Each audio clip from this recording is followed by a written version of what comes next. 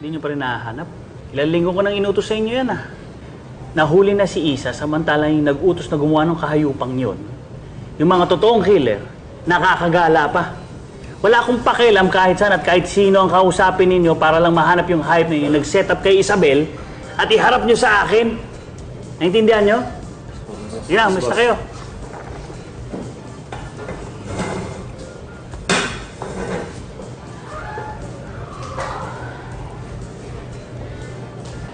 Boss, andito na si attorney. Attorney, madam, I hope I came bearing good news kasi kung bad news yan, bukas na lang. Fortunately, Benedict, I have good news. I found a way to post bail for Isabel. Salamat, attorney.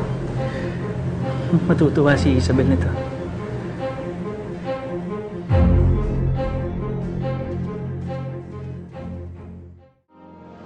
Isabel, hanggang ngayon daw hindi ka pa daw kumakain. Kailangan mo ng lakas. O, kainin mo to. Para ano pa, Jonas? Para sa trial? Para sa pagkakakulong ko? Para ilipat ako sa correctional? Jonas, alam mo ba nung nawala sa akin ang lahat, ginawa kong lahat para makabangon ako. Para hindi ako matapak-tapakan ng mga tao. Pero wala pa rin palang kwenta yung ginawa ko kasi tinapak-tapakan pa rin nila ako. I'm sorry, Isabel. Wala akong nagawa para tulungan ka. Hindi ko pa rin mahanap yung totoo. Kaya hindi pa rin kita mailabas dito. I'm so sorry. Jonas, hindi. Huwag ka na humingi ng sorry. Hindi mo naman kasalanan eh. Kasalanan ko to. Dahil hindi man lang ako natuto dun sa mga tao sa paligid ko. Hindi man lang ako natuto sa nangyari sa akin. Sige. Ibabalik ko sa'yo yung sinabi mo. Wala ka namang kasalanan. Hindi mo kasalanan to. Isabel, lalaya ka. Kaya natin to. Paano ako makakalaban kung nakakulong ako?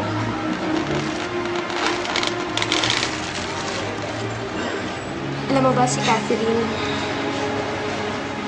Siya lang ang pinangbungkutan ko ng lakas.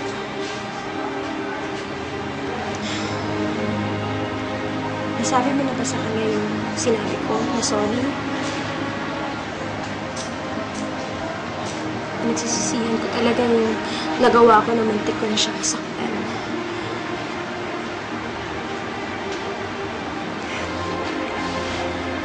Ano palang nasabi niya na nasabi mo yun?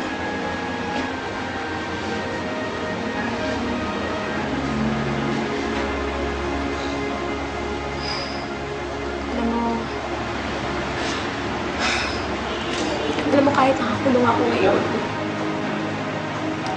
ang hiling ko lang sana mapatawad ako ni Catherine sa lahat ng kasalanan ko. Hindi ko naman sinasadya yung nangyari sa kanya.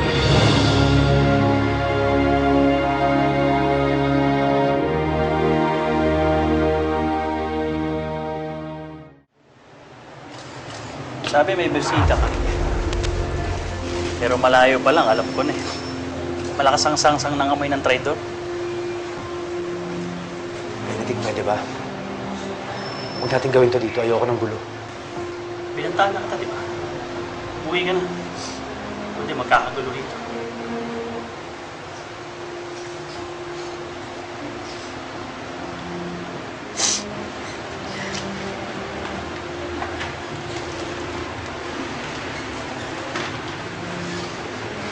I'm sorry I had to say that.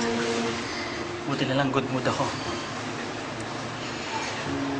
O hindi, pinatulang ko sana yun.